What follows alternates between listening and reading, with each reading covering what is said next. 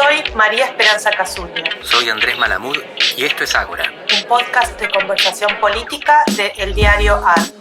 Hola Andrés, buen día, aunque no sé cuán bueno realmente puede ser el día de hoy. No muy bueno, aunque vamos a ver los que nos escuchen dentro de 2 días si ha mejorado un poco el temporal que se abate sobre Argentina. Claro, aclaremos eso, el podcast va a estar en el aire el domingo a la mañana, pero lo estamos grabando el viernes a la mañana, en donde, sin importar los planes que pudiéramos tener acerca de qué íbamos a hablar, obviamente hoy vamos a tratar esta noticia tremenda, estremecedora, al menos para mí, que fue el intento de asesinato de la vicepresidenta de Argentina, Cristina Fernández de Kirchner, que sucedió ayer casi tarde a la noche, ¿no? No queda otro tema, nos dejaron sin opciones. Bueno, hay varias dimensiones que uno puede tratar, pero la verdad que a mí me dan ganas de empezar con una pequeña anécdota personal. Hace un par de años me invitaron a una reunión muy, muy interesante de referentes mujeres, de ONGs, organizaciones académicas, de una red de activismo por derechos de las mujeres y específicamente por la legalización del aborto en otro país de Sudamérica, y me llamó mucho la atención las precauciones de seguridad que tenía ese evento. No podíamos tuitear a dónde estábamos, en el salón en donde estábamos no había ninguna, banner afuera, y eran todas precauciones que se tomaban por la violencia política, porque colegas de otros países habían sufrido momentos de violencia política, donde habían irrumpido en una ONG militantes de derecha y habían destruido cosas.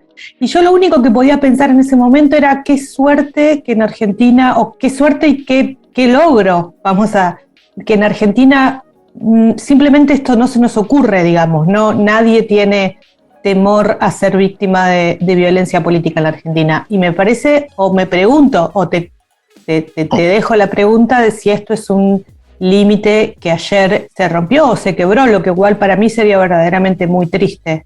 Sería una tragedia latinoamericanizarnos para mal, porque América Latina tiene tantas cosas que funcionan, en algunos casos mejor que Argentina. Por ejemplo, casi todos los demás países tienen menos inflación. Pero la violencia política es algo que nos distinguía por la positiva. No solo política, es un dato que vale la pena destacar todas las veces que hablemos del tema. La violencia social en Argentina es menor al promedio del resto del continente. Hay 5 asesinatos cada 100.000 habitantes por año en Argentina, contra 20 en México, contra cerca de 30 en Brasil, contra un número que superó la escala y rompió el techo en Venezuela. Uruguay tiene el doble de homicidios que Argentina, y en general esos homicidios son derivados de asuntos vinculados con el narco, disputas por el territorio. La violencia política, en general, está correlacionada. Donde hay más violencia social, hay más violencia política. Es decir, las personas que se dedican a hacer política, militancia partidaria o ambiental, los periodistas que investigan cuestiones políticas, arriesgan la vida. Esto es algo que en Argentina no veíamos. Yo quiero creer que no vamos a empezar a verlo hasta ahora, porque cuando atentan contra Alfonsín, expresidente en 1991, no vimos después una oleada de atentados contra políticos. Lo que me preocupa de este caso es la polarización afectiva subyacente. Es el hecho de que, de un lado, están convencidos que es el discurso del odio y la derecha que prácticamente llevó a este hecho inevitable porque condenan a la gente a odiar y querer matar a Cristina, y del otro, los que piensan que esto fue un fake. Ahora, ¿a vos te parece, equivalente la polarización? No sé, obviamente no hay una causalidad directa. Me parece que es una polarización muy asimétrica. Me parece que sí hay sectores. O sea, una cosa es decir, bueno, los discursos del odio no tienen esta es mi postura, no tienen una causa directa con estos hechos de violencia. Podemos estar todos de acuerdo. Otra cosa es negar que esos discursos del odio existen y que están más concentrados en un polo político. Es decir, venimos de años de ciertos dirigentes políticos, de ciertos referentes de medios de comunicación, con palabras y con discursos y a veces con conductas violentas, ¿no? Aplaudiendo scratches, marchas con una simbología muy, que no era típica de Argentina. O sea, no sé, a mí me genera cierta duda esto de decir, no, mira, lo que pasa es que hay 2 polos en disputa y los dos polos son equivalentes. Me parece que hay un polo que tiene un discurso más violento que el otro. Entiendo lo que decís y creo que acá tenemos posiciones divergentes y está bueno que así sea. Hubo en Twitter un debate en estos días y Sebastián Echenique tiene una postura parecida a la tuya y Sergio Morresi, si entendí bien, más parecida a la mía. Respecto a la existencia de la polarización asimétrica, es decir, hay dos polos pero uno más violento que el otro.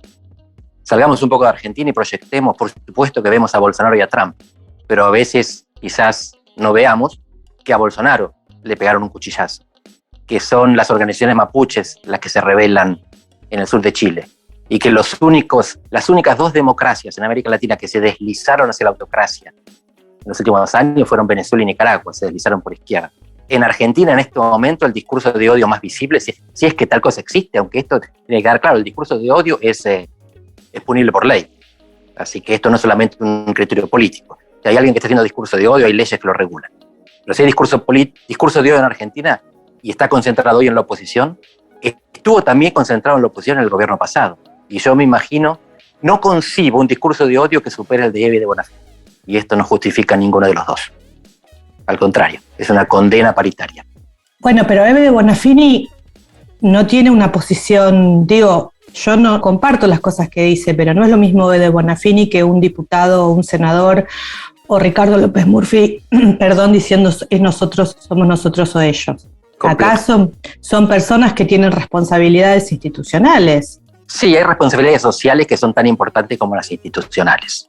Pero es cierto que más bien el diputado del PRO de tu provincia es el peor de todos, porque creo que López Murphy salió después a condenar el atentado, aunque haya tenido ese terrible, ¿cómo decir? Sí, condenable tuit, son ellos o nosotros, que habrá pensado que era inocente en su momento y quizás se esté dando cuenta que en un país somos ellos y nosotros. De cualquier manera, tampoco me parece que tal vez no es una discusión, no se trata ahora de señalar con el dedo. Y también es cierto que hasta este momento, hasta ayer, todas estas palabras eran palabras, ¿no? Eran discursos, eran que a uno le podían parecer más o menos, digamos, adecuados o afortunados, pero eran palabras. Ahora estamos en otro escenario, pasamos de pantalla. Y esto sí me preocupa, porque lo que yo me pregunto, y te lo quiero preguntar a vos también, es ¿qué posibilidades hay de una reacción coordinada de todo el arco político? Como vimos en el 87, ¿no? Con Semana Santa, como vimos inclusive en el 90 cuando ocurrió la última asonada militar, en donde fueron momentos en los cuales la reacción prodemocrática realmente fue de todos los dirigentes del arco político. Y una de las cuestiones que me preocupan es que yo, te lo quiero preguntar a vos, yo no sé si veo esa posibilidad hoy. De hecho, hoy yo ya vi que otra vez las reacciones están, digamos, se pone tal vez por delante lo partidario, que esto es una amenaza a la democracia, digamos, ya estamos hablando de otro nivel de cosas. Lo que te voy a decir ahora me desagrada profundamente. Cafiero ayudó en el 87 a consolidar la democracia y eso lo llevó a la derrota. La ética de la convicción tiende al centro. La ética de la responsabilidad, mejor dicho, de las consecuencias, te tira a los extremos. Y eso lo leyeron bien algunos dirigentes de la oposición. El que se cafieriza pierde, el que se modera, el que va al centro, el que trate de defender la democracia, arriesga su capital electoral. Por eso, fíjate qué paradoja, y quizás esto sirva para culminar en un acuerdo. La mejor declaración que hoy escuché, porque me pasé la mañana escuchando radio, fue la de Waldo Wolf.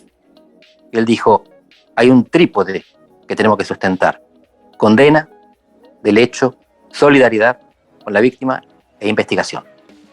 Los tres en un pie de igualdad, sin secuencia. Los tres simultáneamente. Y lo dijo en Halcón. Me pareció un avance importantísimo. Bueno, espero que podamos seguir con esos avances. De cualquier manera, si es como decís vos, y si aparecer como defendiendo estos valores democráticos es visto como una amenaza electoral, ahí ya tenemos otro problema, ¿no? Que es que estaríamos diciendo que hay un sector de la sociedad civil que busca eso, que quiere eso, que desea eso. Quería terminar en clave positiva y no me dejas, pero sí, ese es el riesgo que corremos.